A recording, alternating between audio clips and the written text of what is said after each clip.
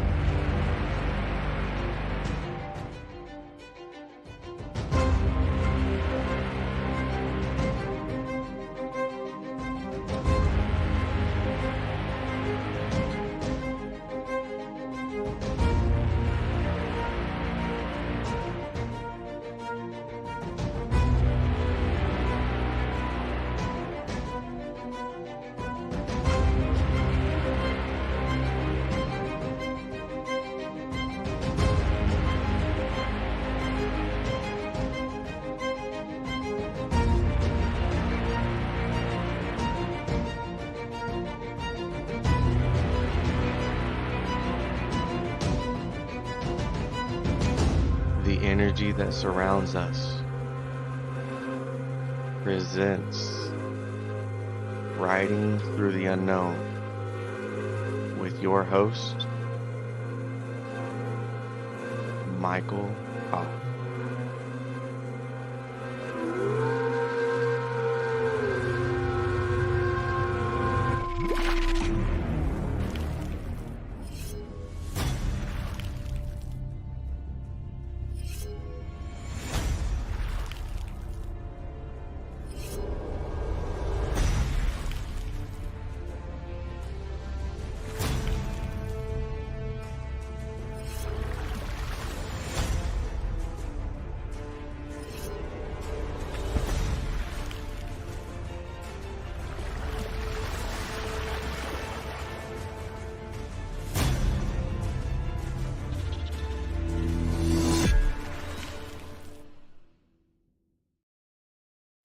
And welcome to another exciting episode of Riding Through the Unknown.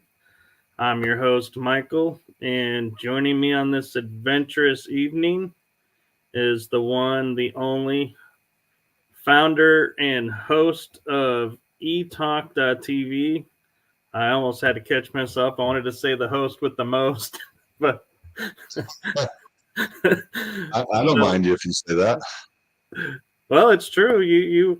You do have a whole lot of information, and you do run a really awesome network and just did the Halloween marathon. Yeah, we did. We just had a lot of fun doing the marathon, which, I'm so excited that you were a part of this year. You just missed it last year, but yeah, we had a great time, had great shows for 2 days straight. And it was a blast. And then, of course, I'm looking forward to next year. Had a few challenges through it, but we made it through, and I think it turned out really awesome. I was excited for it. Yeah, I was excited to be a part of it, and also was excited with how it did flow and how everyone banded together and supported each other. And I think the most fun was having to look up the show that was following you to advertise that show at the end of your episode, so that it's like you were promoting the next show. And it was really kind of fun to, sit there and go, who is coming up next? What is this? Oh, and be able to promote it. Yeah, and the worst thing about that is I wrote you guys this big, nice, long email. I mean, I should have got you guys on a Zoom meeting way beforehand, but my life was really hectic before everything happened, and then that's hectic. But I wrote you guys this really nice, long email, which you got. But you got the day before the event, and I actually had it all written up a week before, and I thought I sent it out to everybody. I was even asking Dave I was like, did you get my email? And he was like, oh, I didn't notice it. I'll check and I'll let you know. And then he never got back to me. And it was days later. And I think I was talking to JP and he was like, I don't see it in here. And I'm like, what do you mean? He goes, I don't see your email at all. So I go back and I check and I don't have it in the sent section. I only have it in the draft section. I'm like, man, I must have got, lost in the head and just totally forgot to send it. So you guys didn't know till the very end. Otherwise, I was hoping you guys could have figured out the show after years beforehand, so it wasn't such a big surprise. And I guess because you're not the only one. A lot of people out there were like, "Oh, who is this person behind me? And what is their show about? And what's the guest?" And it made it. I think it was fun. Made it interesting. Yeah, well, it was a good exercise for us too to, look into who are our fellow network hosts and get to know them a little bit. Yeah, and I really want ETalk to be a family, but it's kind of hard to get everybody together and to do things. Hopefully, I can with the trivia show, I can start bringing more of the hosts on to compete against each other and get to know each other, because then we can support each other better and create a better network and help each other out in different ways. Because hosts like Dave Cruz and Russ and a lot of the other ones, they've all helped me with different things here and there on learning how they do things. Like, I use a Voicemeeter banana board now, an audio board in my computer, and it's all virtual. And it's really neat. And I would have never thought of anything like that, when I was running my shows before. But he was like, "Oh yeah, you want this?" And so he helped me get it all hooked up, taught me how to. Well, I don't really know how to use it that well, I should say, but I want to know how to use it better, because I want to be able to say, here, Michael, you want to use something like this? Here, I'll show you how to hook it up. I mean, I understand it, but I just don't understand it enough to be able to hook it up for somebody. I think now, because if you remember, I had some audio issues. And so now when I had those issues and we worked on it, I think I understand it a lot better now. But still, it's a little, for me, I don't know why. I guess because it's virtual and it's not a physical thing, and I can't actually see the different connections. That maybe that's why it messes me up. I know all about that. One goes in one place, one goes out the other way. Your input, output, all that stuff. But yeah, so a lot of these other hosts help us out and get things going. So it would be nice if we could do some some things together besides just the marathon. I was actually thinking that maybe we should do a Christmas special and do maybe a 3-hour live show where all the different hosts come on together, and we just jump on whenever you guys want, or maybe split up the host at different times. But I think it would be fun to do like a little Christmas show for 3-4 hours or something like that. Have some giveaways and just different fun things like that. But yeah, that would be fun. And I was just sitting here just thinking about that and going, we do Halloween, and then it's like Christmas. Everybody does a Christmas thing and an end of the year thing and New Year thing. But there's so many opportunities to get everyone together and just, like you're saying, just build camaraderie and be like, hey, and who knows, maybe out of that, we might start taking time on our shows to say, hey, this person over here is doing really cool with this. I think everybody ought to hear about that and bring them on to a show. And then it's more comfortable for everyone to say, yeah, I'll come on your show. Yeah, no, I agree. We should pass around some of the guests that we have, because there's some that, a lot of people have never heard about. And then you get them on the shows and you're just like, oh my God, who is this person? Like this guy, Mark Ferrantino, he's a physicist. And Dave Cruz had him on his show, Beyond the Strange. And the guy was absolutely amazing.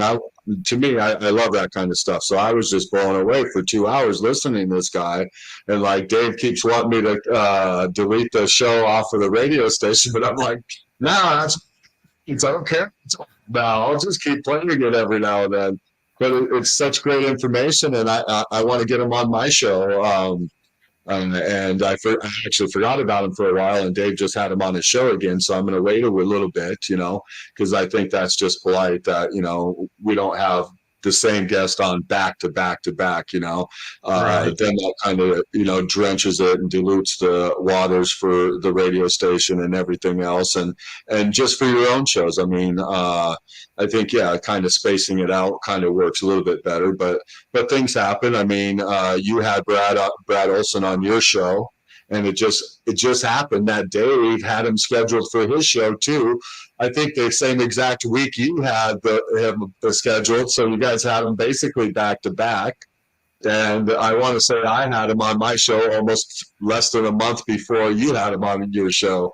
So it kind of dilutes the radio station. I don't mind. I mean, Brad's absolutely amazing. So, and what's awesome about that is the questions I asked Brad and the questions you asked Brad and the questions Dave asked Brad are three totally different topics. And so, you're getting Brad at his best, because Brad's just absolutely amazing. I call him the walking encyclopedia, because, he's just, you can take him on a research trip, which I have taken him on, that I planned out. And the guy is just sitting there giving you more information than you do, on the research trip. And you're just like, oh, this is awesome, Like, some of the best things on the research trip is just the campfire, sitting around the campfire with everybody, chilling and just telling stories, man. And you hear some stories that just blow you away. And, truthfully, that's some of the funnest times for me on a research trip, is just out in the middle of nowhere, around that campfire, just talking with the boys.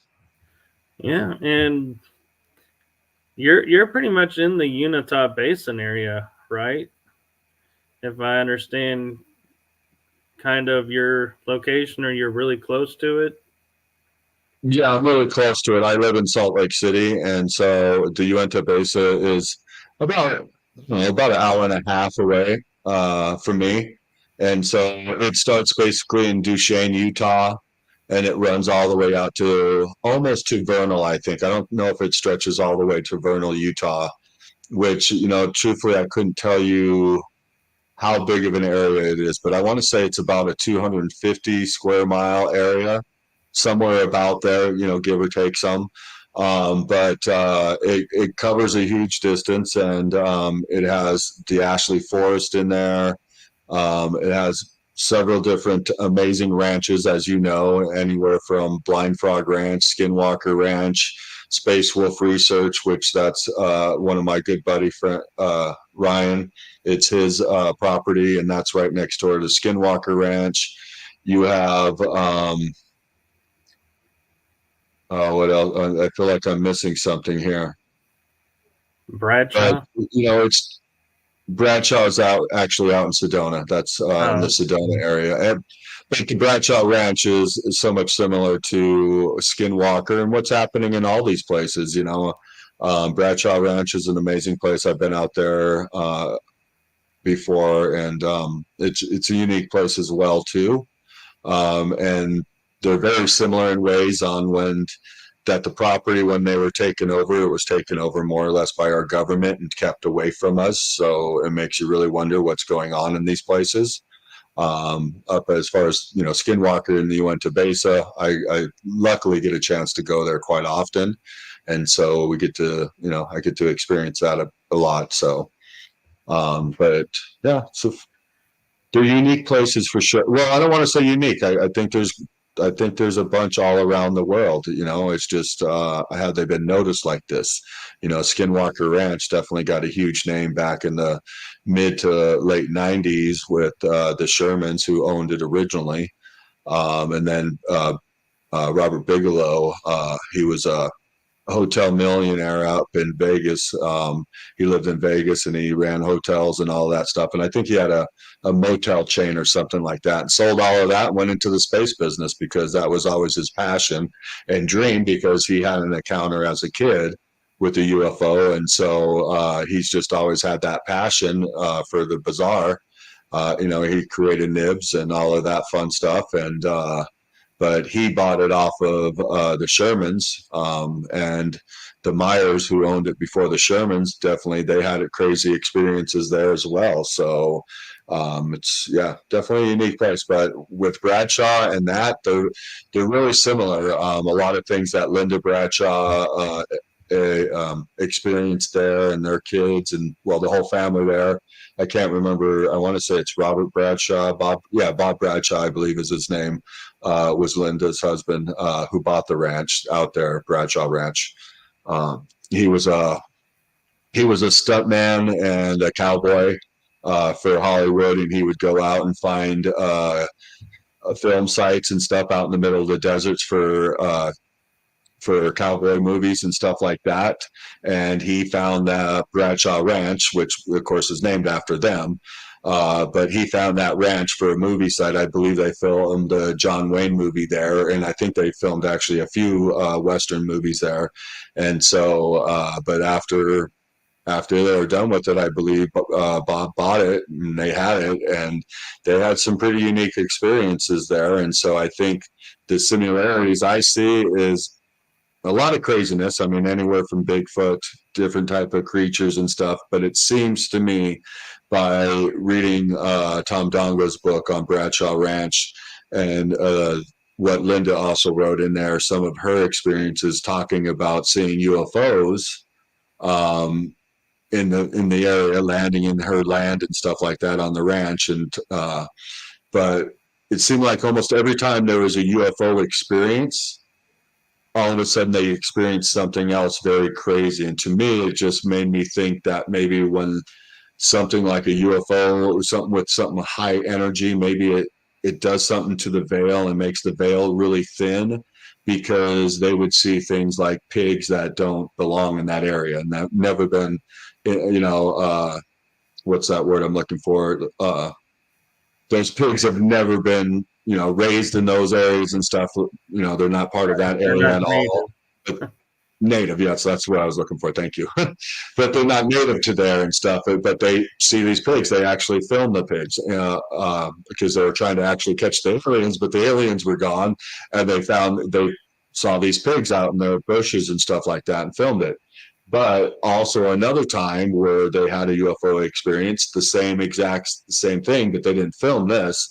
But they ran out into the yard and stuff and was checking things out, and they swear they saw a raptor dinosaur walking into the bushes away from them. And so it just seems like the veil goes thin, and maybe you can see through time, and maybe these are just glimpses in time. I don't know, but that's just the feeling I got. And when I talked to Tom Dongo, who was one of the biggest researchers there at Bradshaw Ranch, luckily I got to know him through Brad Olson. And so Tom, that's kind of what his outlook is on it from what we've talked about, is, he thinks the veil gets thin. And I've talked about people about that up at Skinwalker Ranch and, of course, Space Wolf Research and stuff.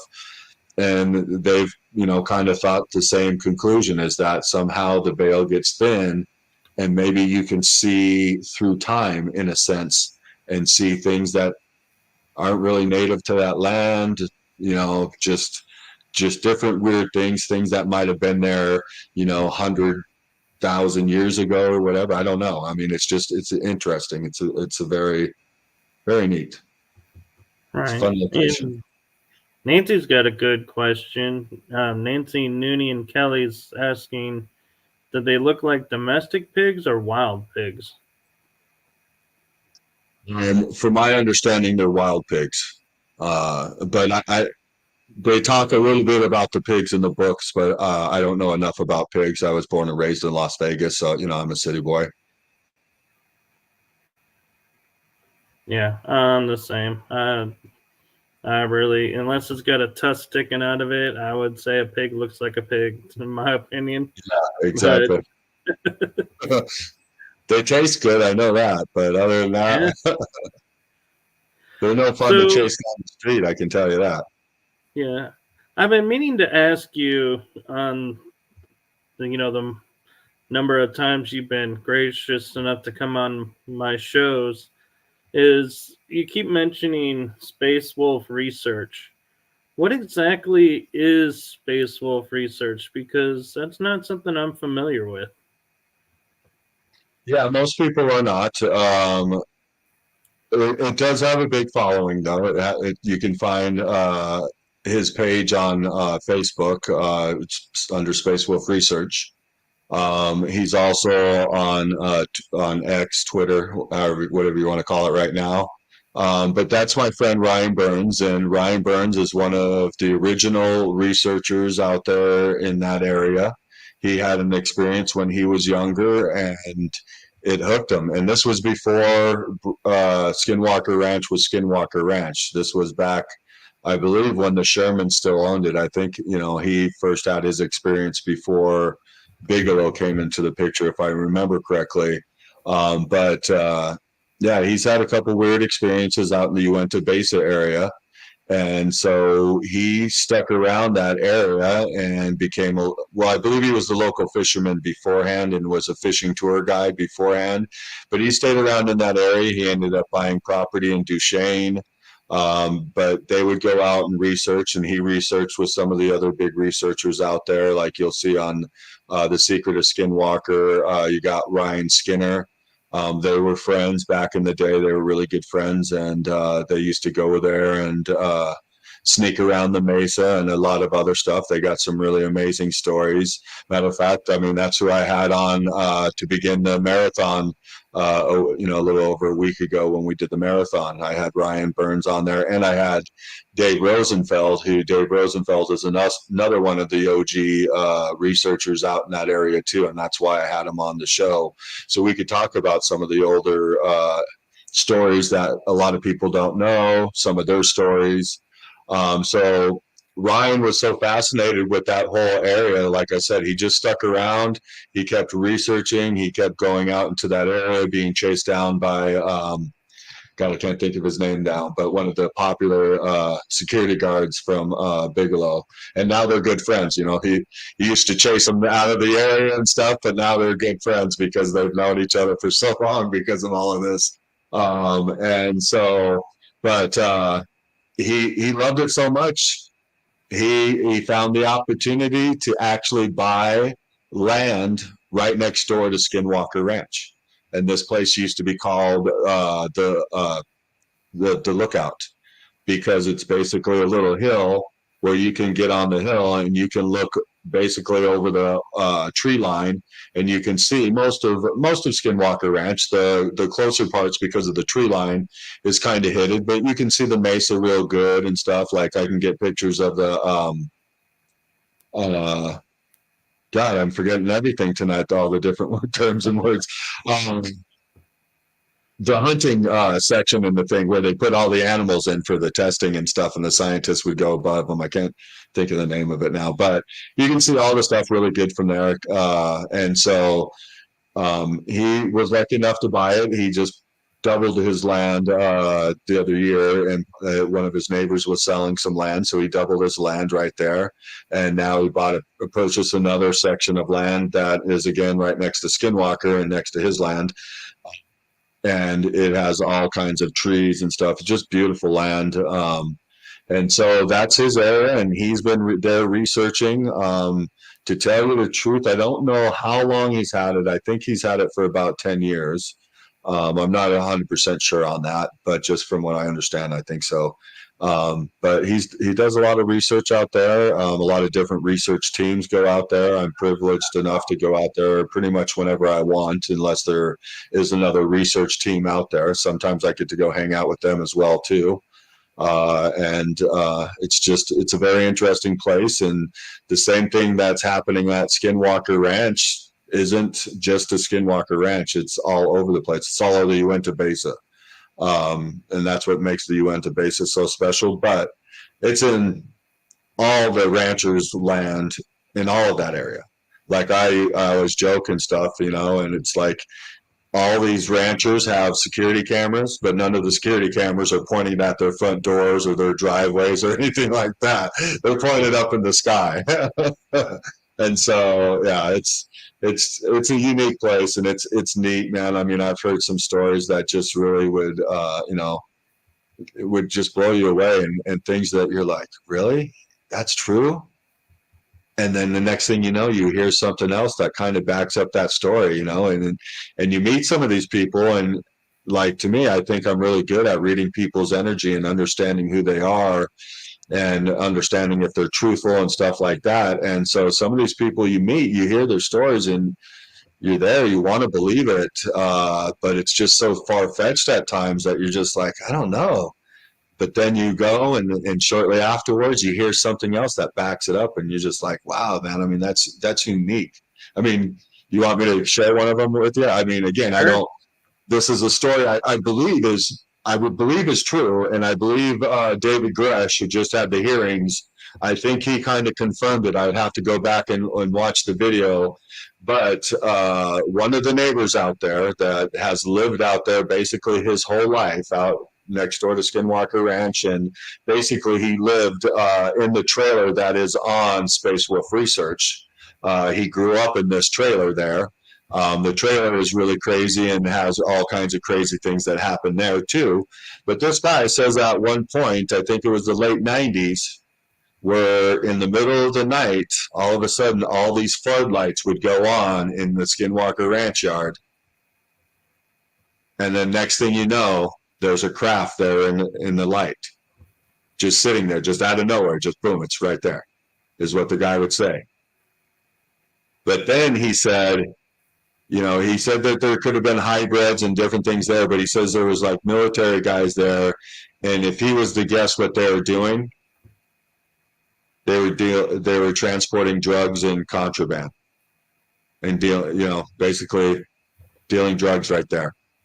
And I believe David Gresh came out a few weeks later after we heard this story, because I'm just like, very, very interesting story.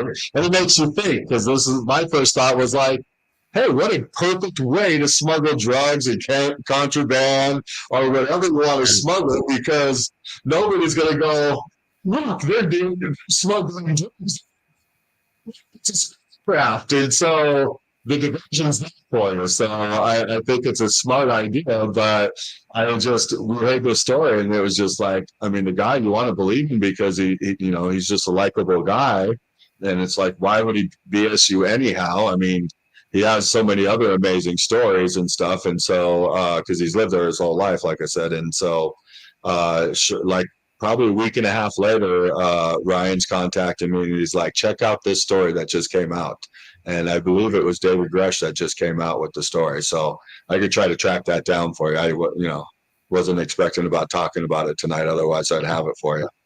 But I mean, just it's a crazy place, and what's going on there is kind of crazy. They talk about the curse and everything, and the Skinwalker curse, and I mean, I can get on board with that, but the more I'm out there, the more I learn.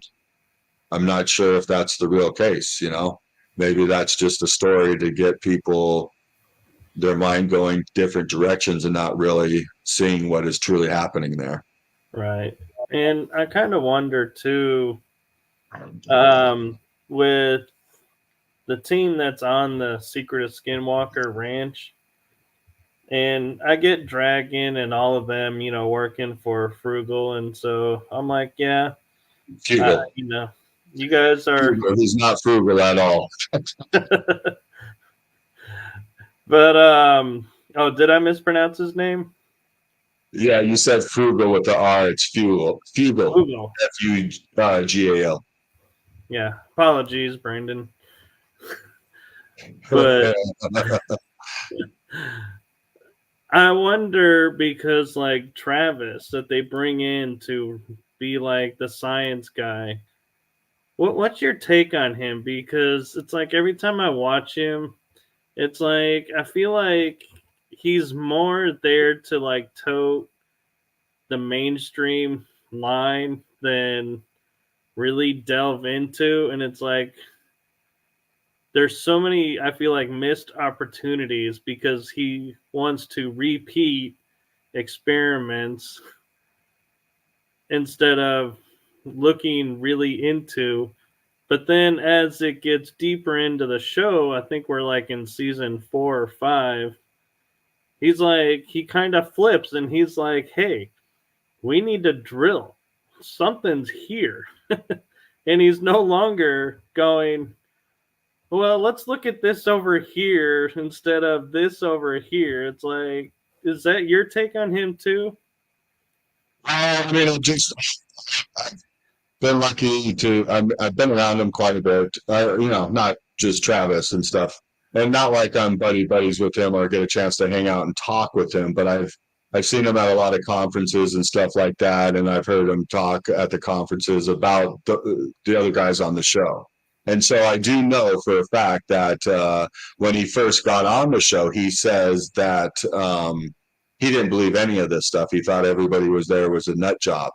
And so it took him a lot of convincing to realize that, hey, there's something really is crazy going on there.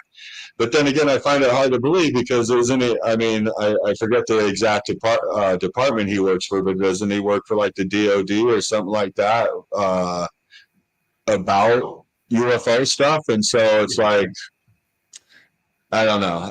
I don't know. I mean, but you hear him talk with the guys and stuff, and you're like, okay, I can kind of maybe you thought they were all kooks and you weren't all in at first, and now he's getting to be all in, and that could be why. Could just be the writers on the show, but I mean, I can guarantee you they're not sharing everything that they know that's happening there, or they're not sharing, and I should say, and they're not sharing all the experiments they're doing there. That's for sure. They're only feeding us little bits and pieces here and there. And so, I don't know. I mean, I was all in at first because, they were sharing information, but now that we're farther down the road, a little bit, I don't think they're sharing everything. And why do you really need to? I mean, I don't know. Right. I'm not sure. I don't know. I don't want to put my foot in my mouth on certain things, but they very much could be just an extension of the Bigelow stuff. And they're just maybe feeding us a little bit of information here and there just to keep us occupied. But, if you've been around in that area enough, you know that there's much more going on there than what they're showing us, on the thing as far as repeating experiments. I think scientific wise, that's one thing you want to do. You got to keep repeating them to see the results over and over again, because you definitely can't tell any results off of one experiment at all, or even like you would know from doing paranormal research. You just can't go to a building for one night and make a determination, hey, this place is not haunted, because you didn't see anything. You got to give it time. I mean, anytime I'm going to go do a research trip, I plan on it for at least 3 days, 3 nights. Otherwise, unless I can't fit that long of it in, I'll go for just fun, but I'm not going to, totally feel like I know that place unless I get at least a good 3 days. And even then, you got to repeat it over and over again. Right. And then there's some of the things that happen there. I mean, you go do an experiment out there and something reacts, something paranormal, whatever it is, something reacts. And so you're like, hey, that was strange. What was that? And so you go to repeat that experiment, and then it doesn't do it at all, or something totally different happens. And you see that result and you go, oh, well, it did this, so we could do this, and we'll get a reading. And you do that and nothing. And so it's a crazy place. I mean, I've had weird things happen to me, and was it just a coincidence, or is it something with that land? I mean, I don't know if I mentioned this the last time I was on your show, but I bought a really nice, expensive infrared camera and took it out there, and it worked perfect at my house. I mean, I was just blown away by this camera and how amazing it was. I mean, even my little cat, dude, when it walked across the floor, you would see its little paw prints for the longest time on the floor, just from its heat, just from it walking across, for like not even putting its paw down for a half a second or whatever. You could see the heat sink from the paw for probably a good 30 seconds or more, and it's just like, wow, this thing's awesome. thing worked perfect. I took it out there, I broke it out, and it all froze up, and it hasn't been the same. Now I got to send it back now. And so, did I just get a faulty one, or was it something out there that messes with your equipment like it seems like it happens to everybody? I mean, there's times I'll go out there and I'll be fully ready to record 100%, and then it's just stormy and windy and just weather you can't do anything in. It's weird. It is. And just to be clear, when I say repeat experiments, because I understand the scientific method and, the need for that, but I'm meaning like in the show, they're like, hey, there's something underneath the mesa, or they're showing UFOs or orbs going into the mesa. And then the next episode is, okay, we're going to shoot rockets again into the triangle to see what's up. And I'm like, why are we repeating this instead of investigating that? And I'm wondering if that's the show doing that and trying to say, hey, we're getting too close to something over here. Let's shift everyone back to here. Wow. And that very well could be. It's like, let's shift the narrative a little bit. But then again, it could have been that it could have been as simple as they were just filming things, and that one thing was more interesting than the other. Maybe they got no results off of the other stuff, and they're like, I can't really put this in the film because it's not going to grab anybody's attention and stuff. I mean, look at Blind Frog Ranch for that. I mean, I think we donned up Blind Frog Ranch pretty bad the last time. Again, I love Dwayne, but the scenes on Discovery, God, just horrible. They should just be it should be a gold hunting, treasure hunting show, and then it'd be good. Get the goddamn Skinwalker paranormal stuff out of there. Yeah, one last question for the show on Skinwalker. I'm curious your opinion, and like I said, I'm not putting you on the spot, so if you don't have really thought about it, that's fine. I'm just curious, like every once in a while you'll get a nugget from the show where there's like a UFO above the trees or in the sky, and then something will happen to a cow. And they're like, either it died or the quote mutilations that they came across. Do you think they're really connected to the UFOs, or do you think it's something else and they're using the UFOs as a distraction? That's a good question. I definitely know mutilations happen out there, and quite often. Still happening to this day. I haven't myself seen any mutilations right afterwards. I saw some when I first went up to Space Wolf Research. I did see one animal that was already, dissolving or whatever, degrading and stuff for quite some time, and it was still in the yard though. But I would suspect that they're part, the UFOs are part of it. It seems, I don't know this for sure. But just things that I've read and researched and stuff, it seems that they use those body parts for certain things, whether it's to eat, whether they're using the blood for something, maybe they're doing it for research reason to see the radiation and different things like that. Who knows? Maybe they find those parts of the cow delicious. I don't know. But not only are cows mutilated, but there's reports of humans being mutilated quite often, and that out in Peru. I don't know if you heard of the story. It was a few months ago about the face peeler out in Peru. Matter of fact, I was supposed to have Ryan on my show a few weeks ago, and we were going to talk about this stuff. There's humans, and there's all kinds of things that are mutilated all the time and dropped. And it's interesting because a true mutilation, the blood's usually drained all the way, and there's no blood. and the things are surgically cut like nothing else. Like, I mean, me, Brad Olson, my friend Eric, the Awakening Man, and a few other of us was up at Rachel, Nevada area, 51 area, several years ago, and we left. We were just leaving for the day. There's a hot springs just right up the way from there, and we went to the hot springs, and everybody chilled in the hot springs, and then we all split up from there, and me and Brad were heading back up to Salt Lake City, up to my house for skiing time.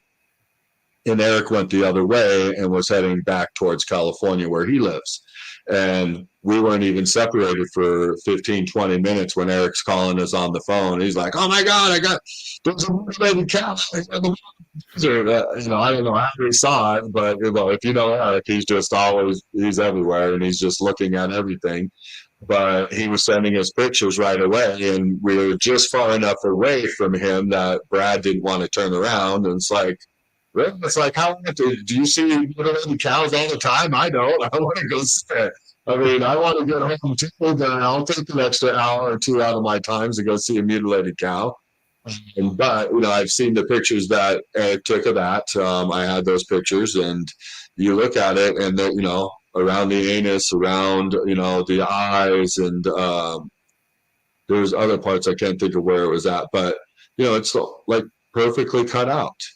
And the other things that happen when they're mutilated is that no other predator will eat it. It'll stay out there. Typically, if there's a rancher has a dead calf or something like that, they can just drag it out to the edge of their yard, and the predators will eat it, or even drag it off their yard. But the predators will eat it and get rid of the carcass and everything like that. But not when they're mutilated.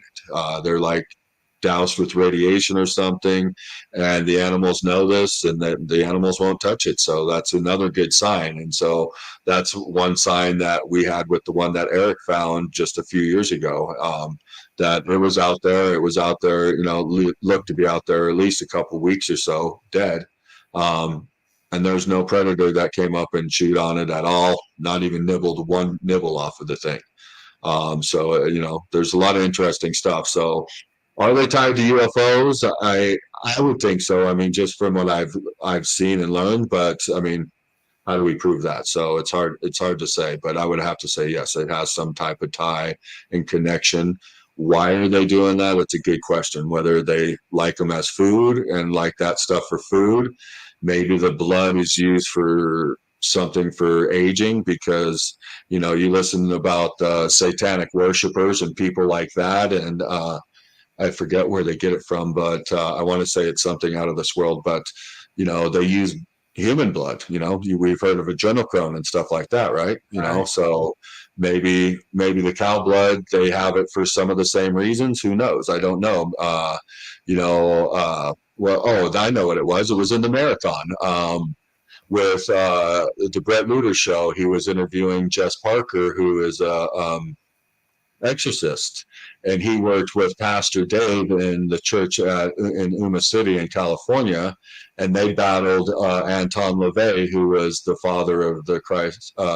He was the father of the Church of Satan, and they were these huge Satan worshipers that they were so huge in it that they were actually sacrificing Anton LaVey's daughter, and that's where this whole story came in.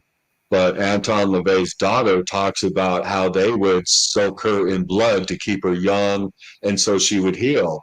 And this guy, Jess Parker, was saying that he's interviewed people that came from satanic places, and that's what they would do, is actually soak in blood, and it would help keep them younger. They would heal faster and all this. I'm sure there's stuff in the blood that might do that for us. I don't know. I mean, this is the only place I've heard it from. So, but you never know. I mean, maybe that's why they drain the blood out of the cow. Who knows? I mean, that's still one of those surprises we'll find out soon, I hope. Yeah, and that's what the adrenochrome is about, is keeping them young. And that's why if you watch what's going on, when they say, like, certain areas, the supply's been cut off, all of a sudden, all these people that you've seen and going, wow, they look really young, I should get their makeup products. are now aging really fast, and it's like, what's going on? And it's like, yeah, and so that is an interesting twist that, yeah, they age super fast when they no longer have it. But I kind of want to push it a little bit further because, saying, aliens, could be responsible, but I wonder, could the programs like MK Ultra, do they have scientists, and the government is, could it be like a false flag, and it's really the cabal of the government is going in and mutilating the calves or the cows or the animals, and then saying, "Oh, look, aliens! Here's another reason we got to hate the aliens. Look at what they're doing to our animals." Yeah, I mean, it could be a psyops, very well could be. But I mean, just me, I put thought to it and tried to think that because I've heard that before, that it was our own private programs that were doing stuff like this. But how does that serve them? I mean, what does it serve them for? I mean, if they're trying to make us fear aliens, they can do it in a whole better way. And the other reason that I don't see it that way, as far as them trying to use that to make us fear aliens, is because they've been repressing all the information about aliens for over 70 years now. I mean, they're just finally releasing this, but that's a psyops of why they're releasing all the information nowadays. I mean, I believe they're setting us up for Project Bluebeam right now. They're finally saying, "Oh, they exist, and they're going to come after you now. So we have to defend you," And so I think that's what their objective is now. But as far as cattle mutilations, I don't see where that would serve them to just do something like that, because since it's not happening to us, if it was actually happening to humans, then that would put a whole different psyche on it. But I just don't see how it would serve them. And even if they're using cattle for certain body parts, it doesn't serve them. Why just not, buy a cattle farm somewhere and have all the cattle you need, and you can sacrifice them and do whatever, and nobody would ever know. So, I mean, that's why I just don't, for me, it doesn't make sense that it would be one of our black op programs. I think it seems more like it's happening with some other beings, and for what reason, I can't really tell you, but because I don't really know. But I mean, I find some of them very interesting and some of them plausible. But as far as our own black project operations, I just, me personally, I don't go there. I don't see how it serves them, and why would leave the evidence laying around if they were using it that way. Well, it's interesting you say that, because as you were saying that, one thing popped in my head that they've been trying to do recently that I feel like is something they could build up, and it seems like in their playbook is having the plant-based food now and the insect food. Well, how do you do that? You got to get rid of the meat. How do you do that?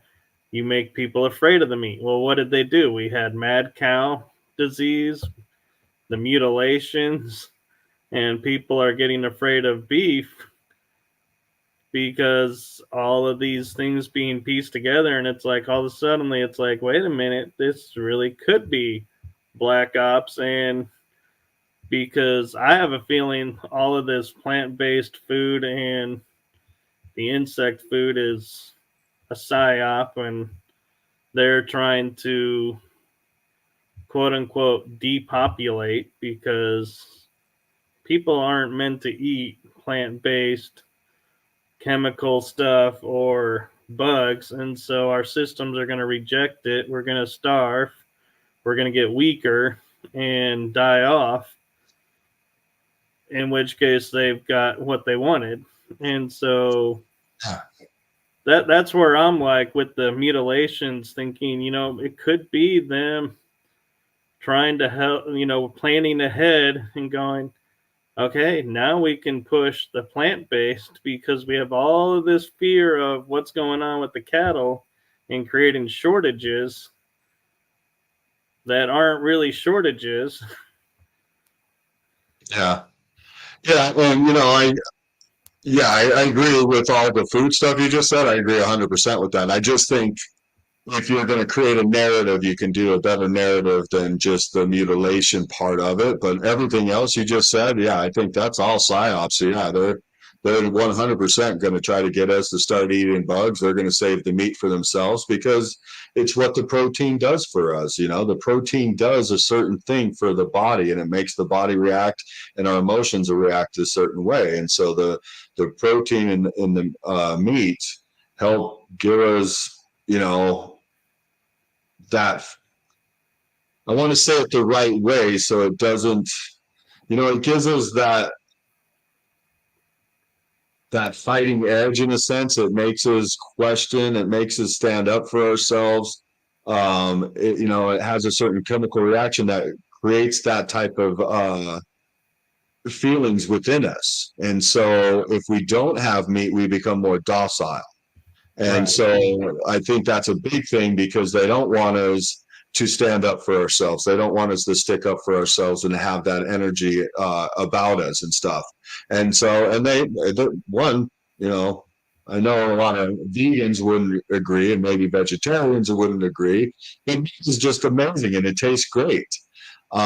Should we be eating it? I think when we evolve to a certain degree, I think we will stop eating meat and stop eating other things. But I always like to get in that conversation with vegetarians and vegans and stuff about, well, we should eat plants and not eat animals. Well, what's the difference? What is the difference between an animal and the plant? The plant can't give you the puppy dog's eyes, but the plant's still a being. The plant is one of the most divine beings there are on this planet. And so we're going to eat up the divine being. I mean, not saying that the animals aren't divine, but it's about how you give it energy that makes Right. it what it is, if that makes sense and stuff. So if you bless it, like, we should learn from like the Native Americans and so many other ancient cultures and stuff. I got one of the best things in my life was I got a chance to go up to the Hopi reservation years ago in 2012 and got to spend some time with the Hopi elders. And one of those Hopi elders was sharing to me just, the eating cycle and how you bless your food and all these different things. And that he talks about how when he eats, he doesn't say a word. He focuses in on his food and is blessing his food from every chew, just everything, and just constantly blessing your food and thanking the creation for giving it to you and all of that. And so it's just an amazing eye-opening way. And so it's just realizing that you're one with everything and working with everything. And so it's how you bless things that and how you look at things that make things wrong or right. There is no wrong or right, really. There's a yin and yang to things, but there's really no wrong and right. And so I don't know, I'm getting into a long story here, but back to the bugs and everything. So, yeah, they're going to try to get us to eat bugs. I mean, that is a psyop plan right there. They're forcing that down our throat for sure. And so if you want to force the public to go that way, I think the mad cow disease would be a more way to frighten the public to go, whoa, whoa, whoa, we better not eat anything. Look what it's doing to these cows. They're flipping out. I don't want to end up like that, so I don't want to eat the meat. When I saw mad cow disease when I was younger, I got nervous and stuff. I was cautious about eating the meat, but it was what they were doing to the cows. They're forcing the cows to eat other cows, and it made them go crazy like that. Or at least that's my understanding of what happened and stuff. I could be wrong on that, but if I remember correctly, that's what they were doing, was making the cows eat other cows, and you're not supposed to do that as an animal. I don't think you do that in any species where you eat your own species. I think that would make anything go crazy probably, but that's what I heard they were doing, and that made the cows go crazy and stuff. And so, but that would scare the shit out of me for sure. And I'm pretty smart about my food and stuff like that. And so, like, well, I won't get into that, but yeah, I think there's other ways to scare the people into that. But they want us eating bugs. They want us all that. Yeah, for sure. And the bugs, you're right. The bugs are not made for humans. Human consumption, and so we'll start to lose a lot of different nutritions. We'll become sickly. I heard there's actual stuff in some bugs that will actually start to make you sick because of the reaction to it. So yeah, we've got a lot of different psyops going, but I don't think the cow mutilation goes into that, or at least for me personally. I don't think it goes there. I think there's a lot of other ways you can go there. And again, that's why my conclusion is, I feel that it is coming from off-planet beings, or, who knows, maybe beings from inside the earth. But I think somebody outside the human race is picking them up and doing something with them. Right. And I mean, that's one of the things too, is I always am cautious about, when I'm going into like delving into like the esoteric side of things, is because you can start easily connecting dots and creating scenarios and pictures, and it all sounds logical, and it all, and everything, you sit there and go, well, there's no proof of this or that, but they wouldn't leave proof right out in the open of it. And so it's like, it must be true. And it's like, well, no, that doesn't make it true. And it's like they say, beware the proverbial rabbit hole, because you may dive down way deep and you passed like 5 feet above what you're looking for, but you were like, no, so focused on this that you kept going. But the one thing with the cabal is they do put it out in the open. That's the thing about the cabal. They'll put it out in the open because them putting it out in the open frees them from infringing on our free will. And they do. They'll put it out maybe 20 years beforehand, but listen to Bill Gates. What was Bill Gates saying, back in the early 2010 and stuff? What was he saying about vaccines? What was he saying about viruses back then? So they do put it out there right out in the open. But how you have to be smart enough to see it, because that's how they get past our free will. We've talked spiritual stuff before. To me, there is no wrong there is. The only person that judges you is you. You are the judge and jury of yourself. But the only thing I think, I don't believe in karma at all, like the way so many other people do. The only karma I look at and I say, yeah, you'll get karma from this, and that's infringing on somebody else's free will. I think that is like the biggest sin you could possibly do. Okay. And so they know it too. And so they do things that it's in the open. It's in our movies. It's in our books. It's in the Bible. It's all over the place, but you have to be smart enough to look for it and start to see this. Like, I just did a great show this last Thursday with Brett Luter. I don't know if you happen to see it, but it was about the United States of the Republic against the United States of the corporation. And what have they done to us and stuff, and how have they imprisoned us and taken our constitutional rights away. And so Brent shared with us that the Republic stuff is still there. They've just put a mask over it, and they've hidden all of that, and they've trapped us with our birth certificate and our social security numbers and all these other things that are an imprisonment in the deep state system.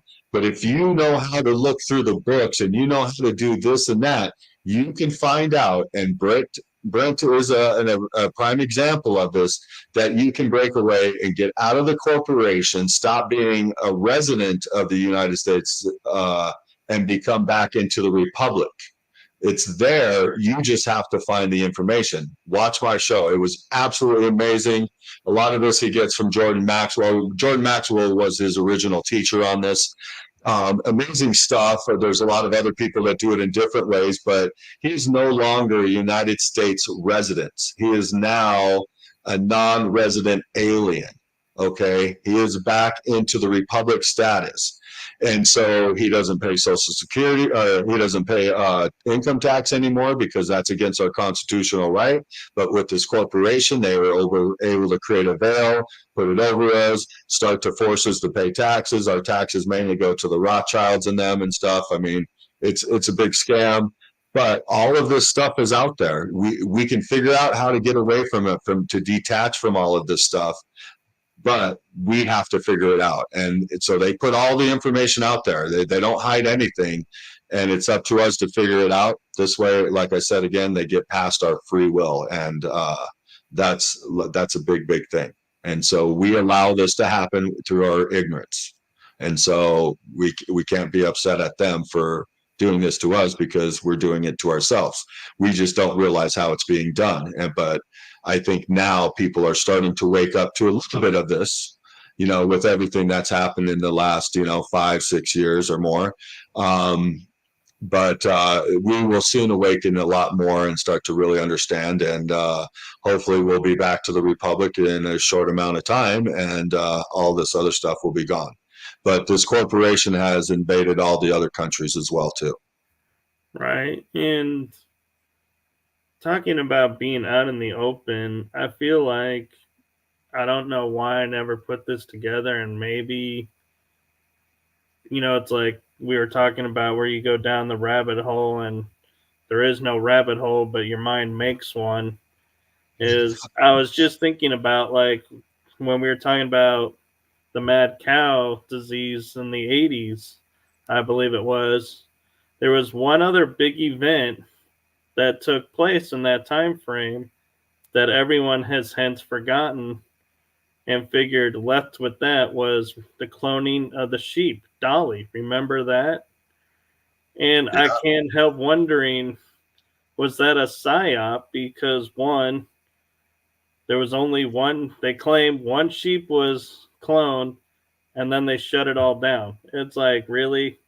Do we really believe they stopped cloning when they successfully cloned a sheep and it worked, and science would go, okay, well, we did it, so we're done. We don't need to do this anymore. I seriously doubt that, and I wonder now, have we been eating cloned meat? Because people who eat sheep, if one was cloned, did the cloned sheep Dolly have offspring, and did that transfer to others, or what effect does that have? And I don't think we ever really sat down and thought about, how are we having shortages of meat when we can clone the animals? That doesn't make sense anymore.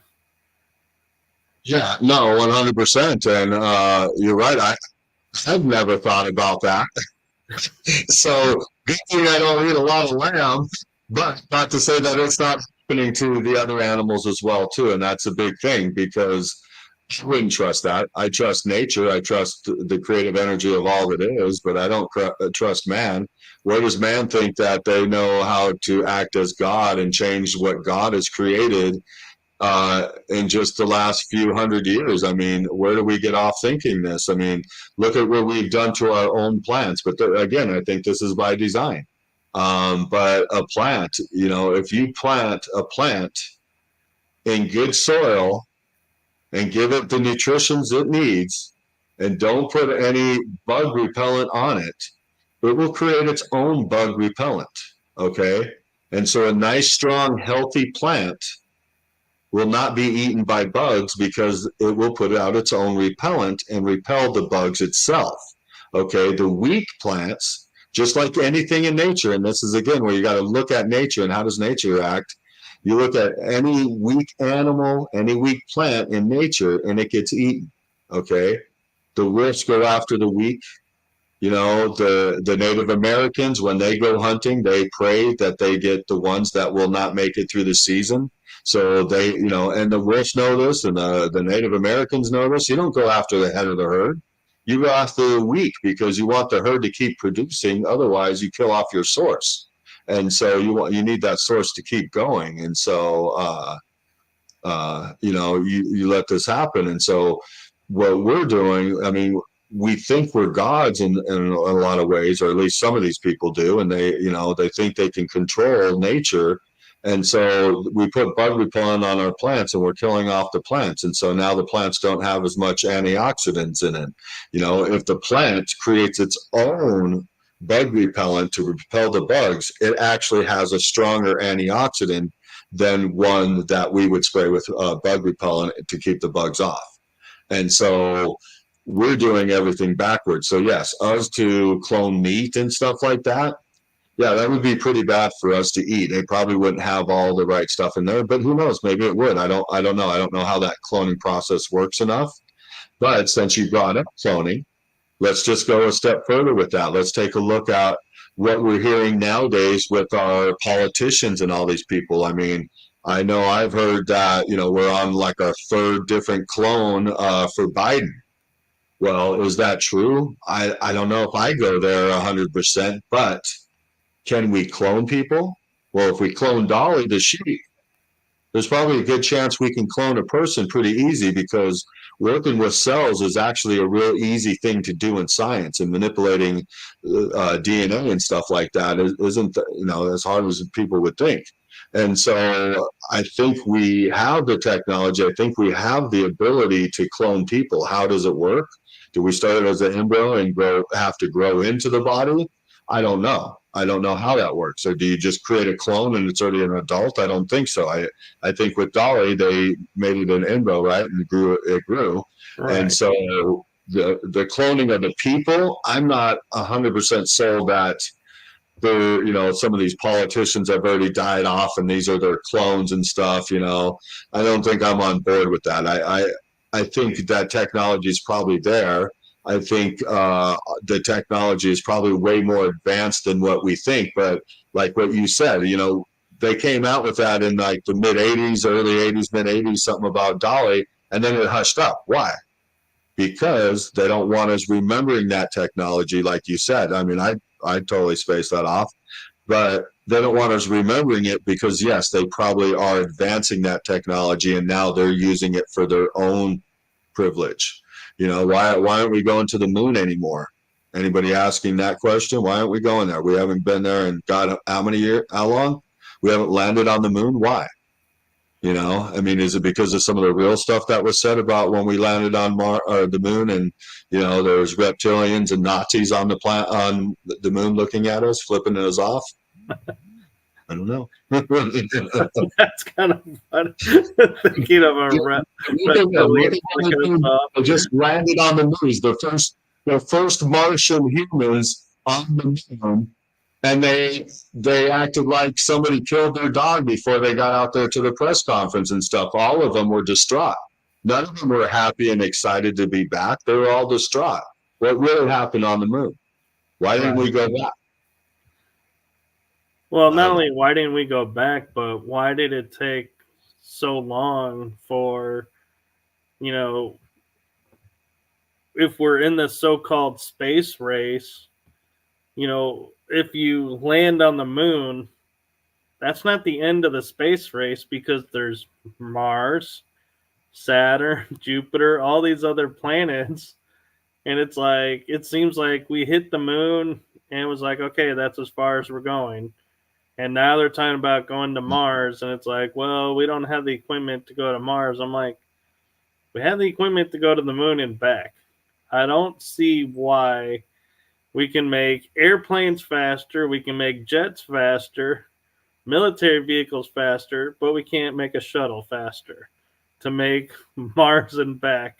It's like all their reasoning doesn't make sense.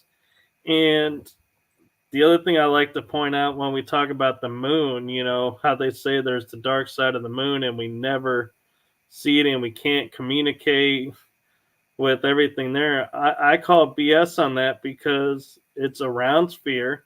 The Earth is a round sphere. Yes, flat earthers, the Earth is round. We have satellites. Yeah, we have satellites around the planet that allows us to communicate. Yet nobody puts a satellite around the moon so that we can talk to our shuttles. That seems like that would have been 101 space travel. We have to talk to them. What happens if something happens when they're coming around the moon to come back? It's like, but yet they're like, no, we just can't talk on the moon. Really? Yeah, I mean, look, they're able to communicate back and forth. Yeah, and they just use basic stuff. And so, one of Von Braun said, before we even landed on the moon, he was like, I can get you to Mars, you know? And so to say we didn't get to Mars, I think is, not, to me, I think it's the same thing as what we were just talking about with Dolly. We saw the technology and then they hushed it up on us and they just try to keep us in the dark. And they do their thing and they can keep us, most of the public in the dark for a long time. That's the whole same thing with this the climate change and all this BS. You know, most of us don't know enough about the earth and the climate of the earth and all this stuff so they can pull the wool over our eyes. They can do it so easy because we mainly focus on our own lives and what we specialize in our own lives. And so many of us don't specialize in the climate and all these things, so it's so easy to pull the wool over our eyes. So they do it with so many different things. But yeah, I mean, to tell us that we don't have the technology to get to the Mars now. And I mean, look at the landing craft that they landed on the moon with. I mean, to me, I look at that and I'm like, I I knew we got to the moon from because of other stories and stuff like that.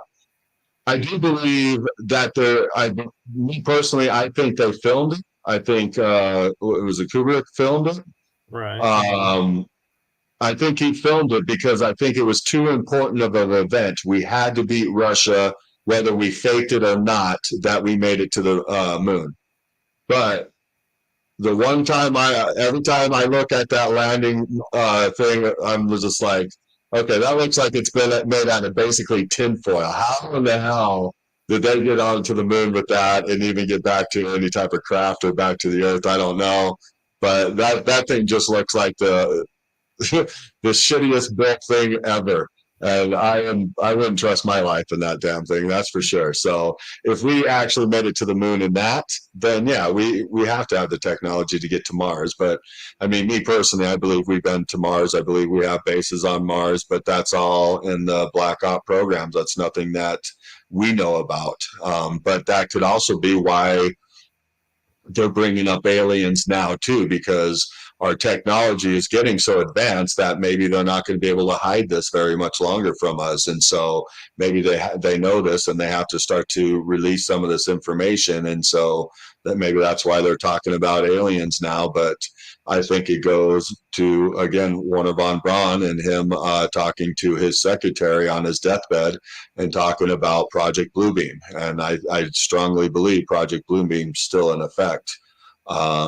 And I think that, yeah, that they're starting the psyops now. And that's why you're hearing so much information about aliens. I agree. And one of the things, as we're talking about space, and I just was piecing together in my brain, like getting glimpses of stuff was, as we're saying, traveling to Mars and other things. What was the big thing in the 90s that happened in science that everybody was like all the Trekkies were going nuts over? They cracked warp speed. Then you never hear a word again about how we have warp technology now.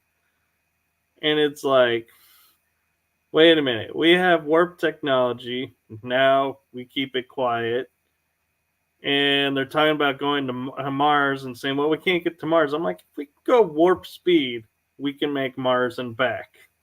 We don't, it's not it's going to be 100 years or however long it is trip anymore. It's like significantly shorter. Now, I don't believe science would sit there and crack, warp speed without having a means of containing like an engine system that could handle it.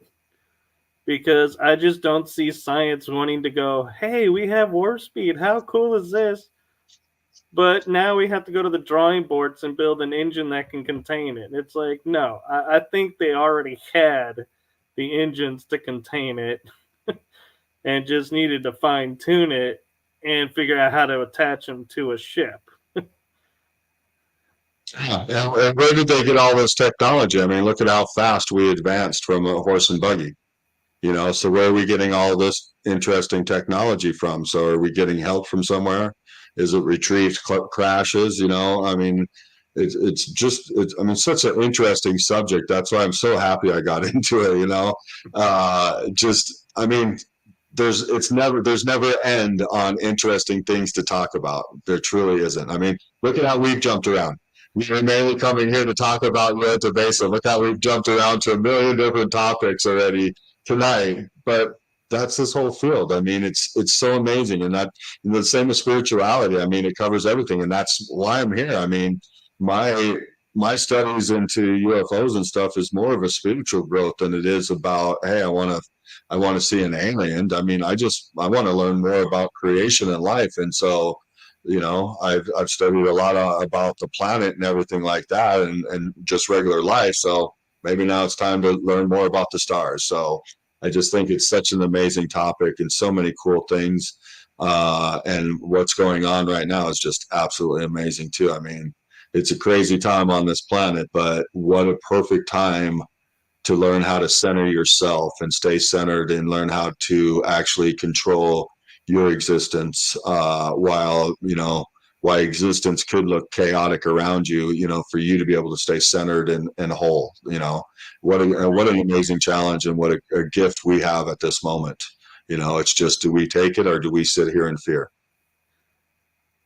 Exactly. And the funny thing about what I love about doing series like these and episodes like this with you is, we were talking on a prior episode, and I can totally rein in everything we've been talking back into the basin, because remember, we were discussing the one episode where they found underneath the mesa area in the dirt, where the drill couldn't go horizontally through, that they were having material that was similar to space shuttle material.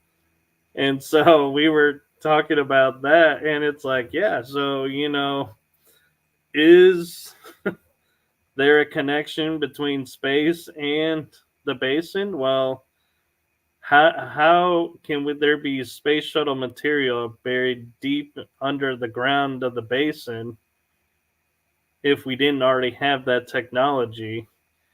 And if it's not a space shuttle under there, what craft gave us that material to make our shuttles is the question. So either way, there's no way they can't connect them, because every question you can come up with ties the two together.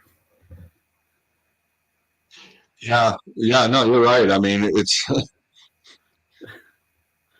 yeah, I don't even know what to say there, because you know what, it's just, I'm waiting until, unfortunately, maybe I have to transition and go to a different lifetime to be able to maybe get some of these answers in between. Maybe, maybe there'll be a guy on the other side that'll give me a lot of these cool answers, or maybe we'll make it through all the chaotic stuff, which I think we will, and we'll go into that golden age, and a lot of these different things will be answered. Because I think, one thing we need to look at when you talk about what you are talking about now with finding that type of material under the ground is it an ancient civilization?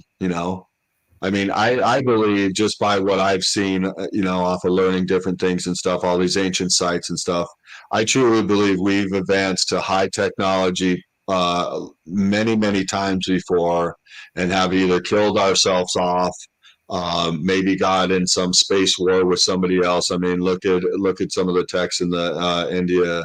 What is it? The Veda? Is that the Indian Bible? The Veda, something like that. Yeah. Where they show all the different the battles in the skies, and there's even the German newspaper, an ancient German newspaper, I think from the 1800s, that shows a battle in the sky too. So who knows how we've wiped ourselves off of the face of the earth before, but I think we have many times. And I think that we've had very, very advanced technology here before.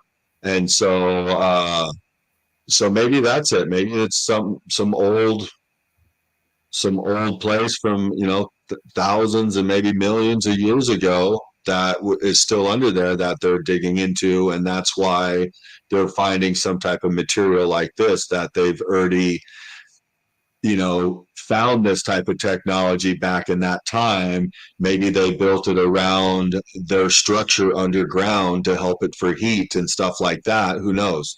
I have no idea, but I mean, these are just thoughts that would go through my head about stuff like this, because try to think about every aspect you can and every angle you can to try to figure out more stuff. So you just don't know how it got there. But yes, I'm just as interested as you. I think there should be some digging going on there. Why isn't there digging? They say, well, it's cursed to dig, and something's going to happen when you dig. Well, the gamma radiation. That tells me even more. Let's dig. Or maybe we raise the insurance policy on everybody here, but let's dig.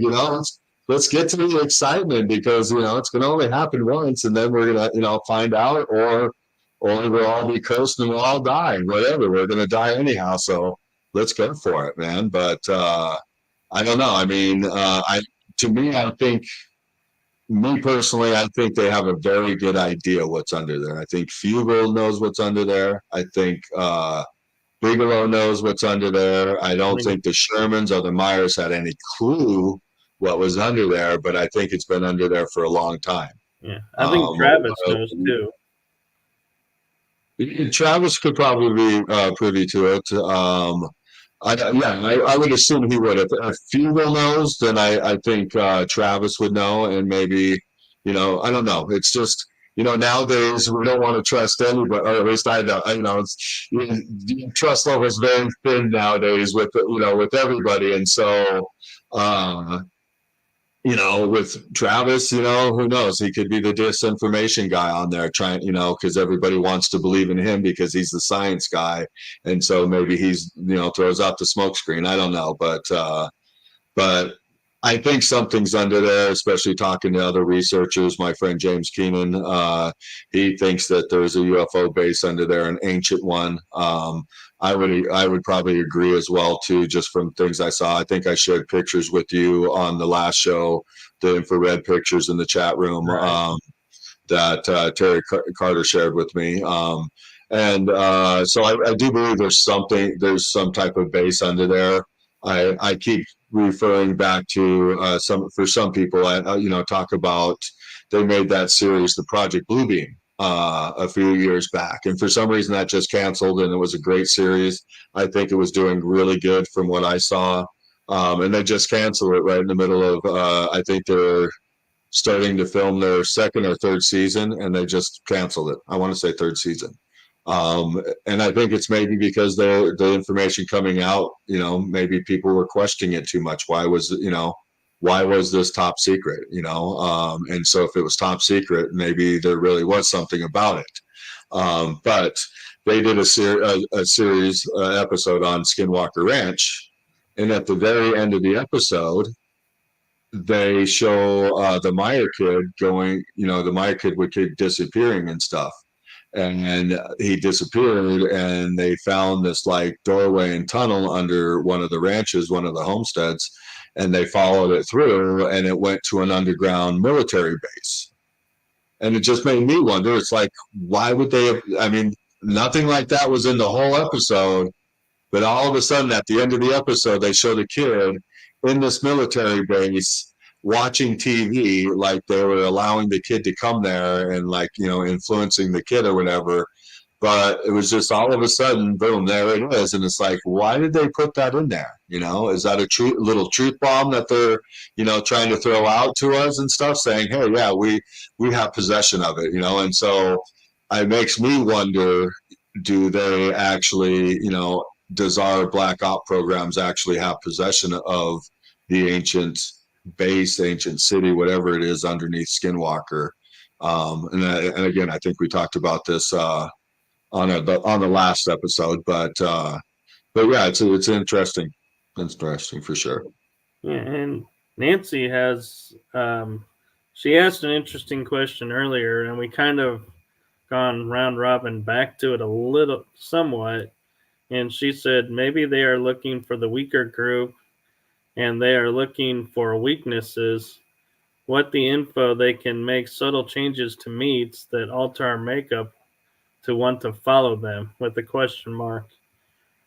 So yeah, I mean, I think she's 100% right. I think that's the purpose, is because you can manipulate things in a huge way. And if you manipulate the genes and stuff like that, I mean, look at our food.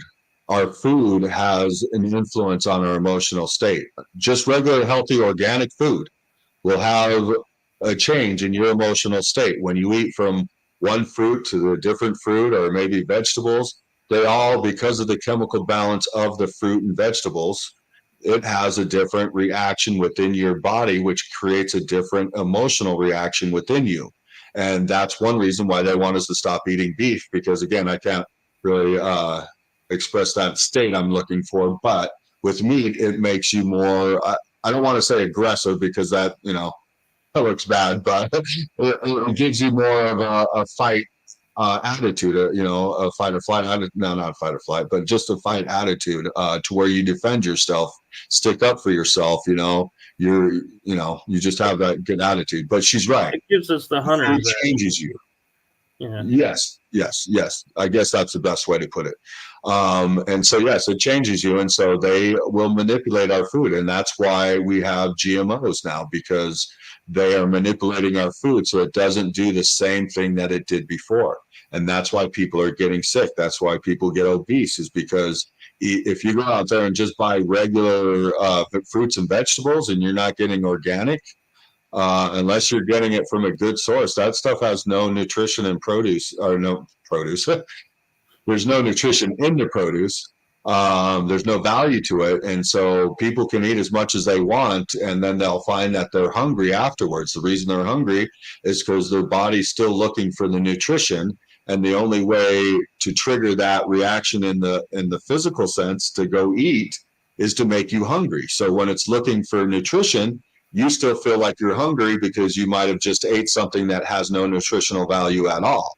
And so that's a lot of people's problems. And I know this because I thought I ate well, but about 5-6 years ago, one of my great friends, Sheila, she's a nutritionist, and I went on her program, and she taught me so many things I didn't know about food, but the importance of eating good nutritional food, good organic food. And just because it says organic doesn't mean it's the best thing for you out there, because now they'll use that label just to get you to sucker you into buying it. So you got to know the different sources and what's best, and so, but you want good healthy food, and when you eat good healthy food, you become healthy. You don't need as much food. When I'm eating good and healthy and I'm not going out to eat as much and all of that, I eat a third of what I typically would eat in a day. I really do. And I could go 10, 12 hours without eating, without no problem, without even getting hungry, because my body has the nutrition it needs. And so food is so important to every aspect of our body. First thing is your emotional aspect. Your emotional aspect, how you handle your emotions, is the most important thing for you. But then, like we were just saying, your food influences your emotions by what you're eating or what you're not eating. And so your food is the second most important thing for you. And then comes maybe working out and stuff like that. But truthfully, when you're eating the right food, you don't even need to go work out and stuff. Your body will change to a nice, healthy body. It might take some work, some time for it to get there, depending on how far somebody might be out of shape.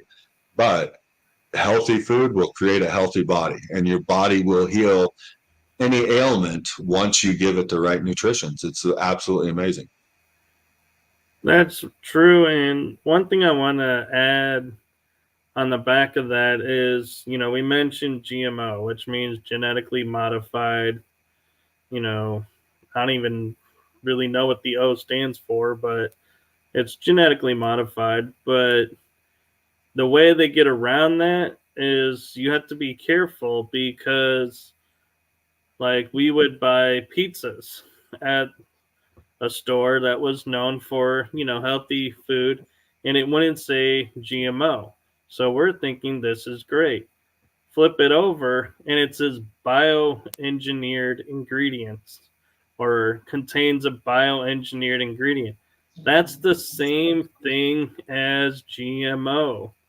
So don't be sitting there thinking, oh, because it doesn't say GMO, but it says bioengineered, that this is healthy and good to eat. No, it's the same thing. They're just making it sound more scientific, so you think this is better, and it's not.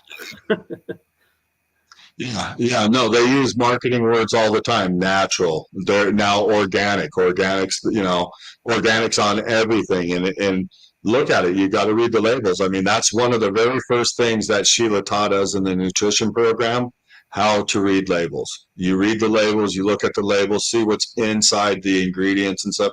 And some of the stuff, well, and the biggest tip, is if you can't say it and you don't know what it is, then you probably don't want it in your body. And me personally, I mean, I think food is one of the best things in the world. I mean, that's one of the best things in existence. Food and sex are the top two, period, in existence. And food might be my number one. I don't know. It's so enjoyable. But, and I like a lot of food that isn't healthy. I mean, I like sweets. I like donuts. I like cookies. I love ice cream. Ice cream is one of my weaknesses. But it's always about making smart choices on that. But the way I like to look at it is I try to eat healthy 80-90% of the time. So when I do want a cookie, if I do want a piece of cake, or if I want ice cream and cake and stuff, I don't feel guilty when I have it then, because I eat healthy most of the time, so my body can take it. Our bodies are very enduring. They can handle a lot of different stuff, and they'll bounce right back. Again, if you feed it the right stuff, you'd be on your deathbed, and if you feed it the right stuff, you'll bounce right back. I mean, I don't know if you've ever heard of the Gerson therapy, but by Dr. Max Gerson, who was around in like 1920. But he was just trying to cure his migraine headaches, and he just did it with juicing. He was juicing vegetables, and he juiced vegetables and then did a coffee enema. And there's a few other little minor things in there, but that's mainly the whole program. All natural, okay? He went on the talk radios because not only did it cure his migraine, but then they found out it started curing tuberculosis, and then it started curing this, it started curing that. And then lo and behold, they found out it was curing cancer. And so this guy on CBS on the radio, because they didn't have TV back then, brought him on and talked to him about the whole thing. They were all excited because they got this new program that they're going to cure cancers.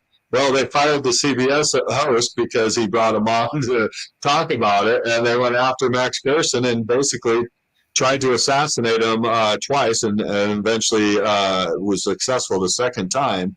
But they poisoned him through his secretary because they didn't want this information getting out. And so it's 100% natural, no chemicals, nothing like that, no chemo shot, no bullshit that they give you at the fucking hospital. But it's all natural, and it's illegal in this country. Absolutely 100% illegal in this country to do the procedure for somebody. You can go get the book and you can learn it and do it on yourself. They have institutes that you can go to and learn from, but they cannot do the procedure themselves for you. And so there's hospitals in Mexico and other countries that you could fly to and go to and do this. And so, and this is where I was getting at, is about bouncing back. Okay, so I watched some of the testimonies on some of the people that went to the Gerson therapy, and these people were on their deathbed. The doctors were telling them, there's nothing more we can do for you. Go home, get your paperwork in order, say your goodbyes. And thank God a lot of these people did not just take that. They were like, we're not done yet. And so they found the Gerson therapy, and they went, and they, most of these people were out of country that would actually go to the hospitals and stuff, or their institutes, or clinics, I'm sorry. And they would go there, and they would they would sit there, and basically what they do at the clinics is they'll teach you and they'll work with you for like 3 weeks, teaching you every step and getting you down to, it. And once you know it, then that's when you'll actually go home. But when I was watching these testimonies on some of these people that were sent home to die by the doctors, in 3 days, they were sitting there going, my pain is gone. I feel so much better. And all they're doing is juicing and drinking the natural juice out of the vegetables. They juice like 20 pounds of vegetables a day.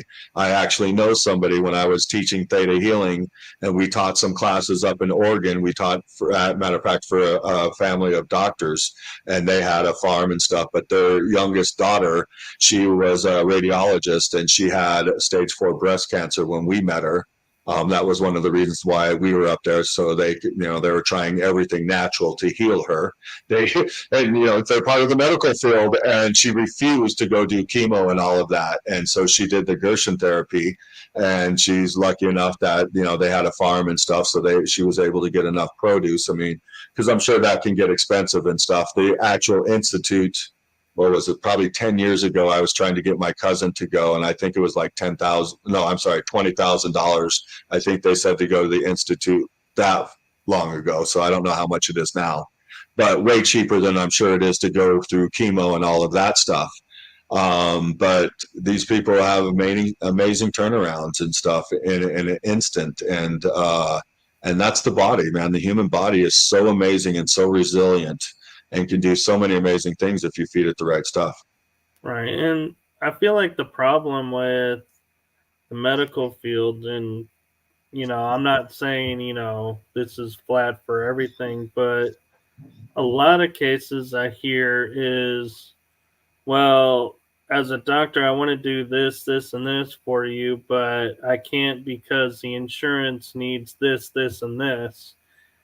And for some reason, our insurance company, which ironically, I got a license to be an insurance adjuster, not in the medical side, but, a different side. But it kind of scared me a little bit where, hearing this and going, some pencil pusher behind a desk in an insurance company is dictating what can and cannot be done to help a patient, and tying the hands of the doctor who has the knowledge to help these people. You don't. What the hell is wrong with this system, and why did we allow that to even be allowed to take hold, and didn't stand up and say, wait a minute, you guys aren't medically trained. You don't know what you're talking about.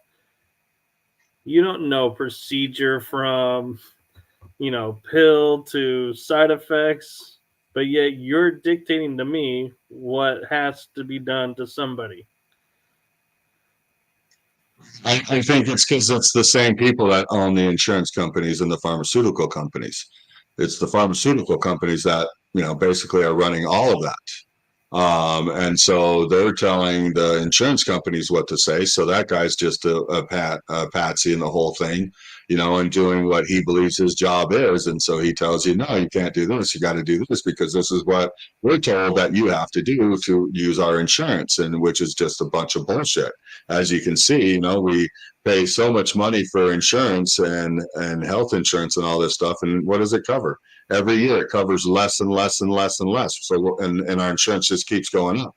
So what the fuck are we paying these people for? I mean, I think it's absolutely stupid. And yeah, it's because the insurance companies is the pharmaceutical companies. They're just, washing both hands of their, both sides of their hands with our money and stuff. And so it's asinine. And when I was going through a lot of the ThetaHealing classes at first, I'm kind of looking at the doctors like, hey, these a-holes, they're against us and stuff. But, you start to realize it's like, no, that's not it. I think a lot of these doctors, probably 80-90% of them, are very loving people, but it's the system they go through. And that system is, again, run by the pharmaceutical companies. They're wined and dined by the pharmaceutical companies when they're going through college and all of that to learn how to be a doctor. And then when they go through the last steps of that, they're definitely being wined and dined. The soon-to-be doctor and his wife, or significant other, they're all being wined and dined, and they're telling them, and because they're living that type of lifestyle, it's so easy to brainwash them and stuff. And so I think that's a lot of the reasons why we had the problems that happened with COVID. But me personally, I mean, I'm not trying to tell anybody else what to do and stuff, but yeah, I mean, I take my health into my own hands. I try to study what's good for me, how to stay healthy naturally. The older I get, the more I make sure I don't put any chemicals in my body, not at all. I mean, I suffer with migraines and stuff. I mean, thank God, because of stuff I've learned, and my migraines have got less and less, and I really haven't had a horrible bout in several years now. But I'll get mild cases of it. But that's easy to deal with after I've had the horrible cases I've had for 25 years or so. But even with how much I suffer for 10, 15 hours, I won't take an aspirin. I won't take an Excedrin. I won't take nothing, because I won't put chemicals in my body. I don't trust these companies. I trust nature. I trust the creative energy. And so throughout the years, it's taken me times, but I found ways of trying to keep myself healthy so my body doesn't go into those states. I've learned that stress helps kick them in. Dehydration helps kick it in. There's a lot of different things, like beer. Something in beer sometimes, will kick it in. So I stopped drinking beer years ago, but, so I just tell everybody, I mean, if you really want to be healthy, you have to do the research. You have to understand what's wrong with you. I mean, it's great with Western medicine if we have something that's a surprise. We get in an accident, and we need to be patched up really quick. Western medicine's great, and I think a lot of those doctors care. They're just misinformed. But if you get like cancer, something like that, and you got to get it cut out of you right away, go do it. But I'm going to tell you right now, the very first thing you should do once you heal up is you better start researching, why did you get cancer? What caused that cancer? Because them cutting it out of you isn't the cure. Okay, that's just a temporary fix. Right. So if you don't resolve yourself of the emotional issues or the toxins going into your body and all that stuff, you're going to basically probably get it back in the future, or some other type of form of illness and stuff. So you always want to find where the core result came from and try to resolve that, because that's the best way to heal the body. And look, we went to a whole different topic again. Right. And with that, I'm going to wrap it up because it's getting late where I am. And I know you probably have things to do tonight. We did go longer than expected. And so I will say good night to everyone, and thank you to everyone in the chat room for your great questions and for watching. Thank you, Jeff, for coming on and sharing what you know and sharing your ideas with us. And so our next episode will be Wednesday at 9 o'clock Central Time. And that'll be Dr. Kimberly McGeorge joining us for Riding Through the Unknown. And so I'm going to say good night from Riding Through the Unknown to all of you. And have a wonderful week. And we will see you on the next episode. Good night, everyone. Thanks, everybody.